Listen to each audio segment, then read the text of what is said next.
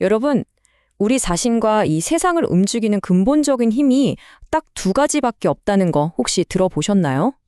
오늘은 바로 그 동양 철학의 심장, 음과 양에 대해서 아주 쉽고 또 깊이 있게 한번 파헤쳐 보려고 합니다. 자, 한번 스스로에게 질문을 던져볼까요? 나는 좀 도전적이고 바깥으로 나가는 걸 좋아하는 사람일까? 아니면 안정적인 걸 선호하고 좀 내향적인 사람일까?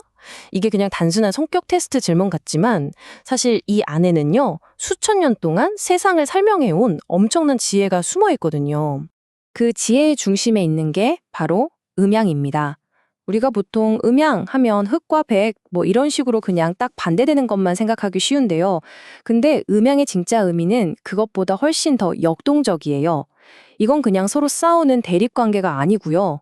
마치 함께 춤을 추는 두 파트너 같은 그런 관계에 훨씬 가깝습니다. 이 오묘한 관계를 딱 한 단어로 표현한 게 바로 대대라는 말인데요. 여기서 앞에 대는 대립한다 할 때 쓰는 글자예요. 서로 다르니까 밀어낸다는 거죠. 근데 뒤에 되는 기대한다 할 때 쓰는 글자거든요. 서로가 없으면 안 되니까 기다린다는 의미예요. 참 재밌죠?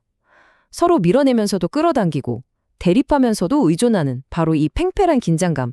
이게 바로 세상을 움직이는 엔진이라는 겁니다. 자, 그러면 이 거창한 우주의 원리가 도대체 나라는 사람의 성격을 이해하는 거랑 무슨 상관이 있을까요?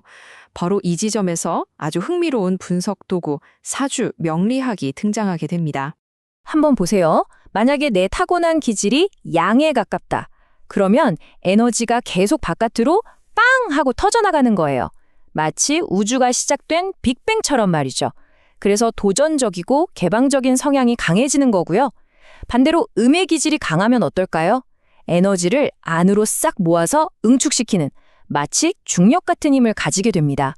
자연스럽게 안정적인 걸 추구하고 뭔가를 받아들이는 수용적인 성향으로 나타나게 되죠. 그래서 이런 말이 있어요. 그 사람의 음양만 제대로 판단해도 분석의 반은 끝난 거다. 그만큼 이게 중요하다는 건데요. 근데 진짜 재밌는 건 지금부터예요.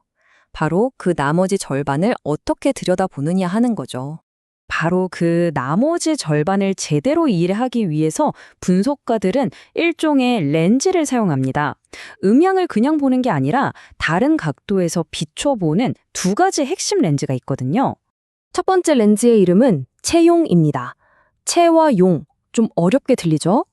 아주 쉽게 말하면 체는 본질, 그러니까 what it is 같은 거고요. 용은 그것의 쓰임새, how it works 라고 생각하시면 돼요. 본질과 작용, 이 두 가지를 함께 봐야 제대로 보인다는 겁니다. 자, 이 예시를 보시면 바로 감이 오실 거예요. 한글 리을 있죠. 그 네모 반듯한 기본 모양, 그게 바로 체예요. 우리 모두가 아는 본질이죠. 하지만 우리가 손으로 리을을 쓸 때를 생각해 보세요. 사람마다 쓰는 모양이 다 다르잖아요. 그 수많은 필기체들, 그게 바로 용입니다. 바로 이 용의 미묘한 차이를 읽어내는 게 진짜 실력이라는 거죠. 두 번째 렌즈는 동정입니다. 움직일 동, 고요할 청. 이건 말 그대로 움직임과 고요함을 보는 건데요. 여러분 주변에도 꼭 있잖아요. 주말에 가만히 못 있고 꼭 나가서 뭘 해야 에너지를 얻는 사람. 반면에 집에서 조용히 쉬어야 충전이 되는 사람. 바로 그 사람이 타고난 에너지의 방향성을 들여다보는 렌즈라고 할 수 있습니다. 이걸 사주에서는 어떻게 보냐면요. 예를 들어 그 사람의 기운에 나무나 불처럼 위로 솟구치고 밖으로 퍼져나가는 에너지가 많다. 그러면 동적인 성향으로 봐요. 반대로 쇠나 물처럼 안으로 모으고 가라앉는 에너지가 많으면 정적인 성향으로 보는 거죠. 그래서 전자는 활발한 사회생활을 하면서 에너지를 얻고 후자는 좀 더 조용하고 가정적인 생활에서 편안함을 느끼는 경향이 나타난다는 겁니다. 자, 지금까지 음양, 체용, 동정 여러 가지 개념들을 봤는데요. 그럼 이 모든 분석의 맨 밑바닥에는 어떤 철학이 깔려 있는 걸까요? 사실 이 시스템 전체를 떠받치고 있는 아주 단단한 세계관이 하나 있습니다. 여기서 아주 재미있는 표현이 나오는데요. 원문에서는 이 사주 명리학을 두고 단순히 운명을 맞추는 도구가 아니라 유교 철학을 전파하기 위한 특수부대라고까지 묘사를 합니다. 특수부대라니 굉장히 강력한 비유죠. 그럼 그 세계관이 대체 뭘까요? 핵심은 바로 세상 속으로 들어가는 것에 있습니다. 우리가 흔히 생각하는 어떤 돛 닦는 철학처럼 개인의 깨달음을 얻기 위해 세상을 등지고 산으로 들어가는 게 아니에요. 오히려 정반대죠. 가족이라는 공동체, 그리고 사회라는 현실 한복판으로 더 깊숙이 들어가서 관계를 맺고 내 역할을 하는 걸 아주 중요하게 생각합니다. 원문에 나오는 이 말이 그 철학을 아주 명확하게 보여줍니다. 이것은 가족 중심 사상이고 사회를 중심하는 사상입니다.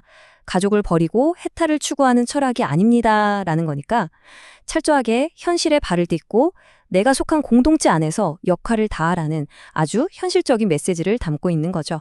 이렇게 보니까 처음에는 막연하게만 느껴졌던 음양이라는 거대한 우주의 상징이 결국에는 내 안의 성향을 들여다보고 세상 속에서 내 길을 찾아가는 아주 개인적인 지도가 될 수 있다는 걸 알 수 있죠. 자, 오늘 이야기가 끝났는데요. 이제 여러분의 세상을 한번 음과 양이라는 렌즈를 끼고 바라보는 건 어떨까요?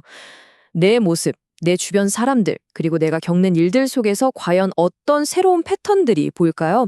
아마 이전과는 전혀 다른 흥미로운 균형점이 보일지도 모릅니다.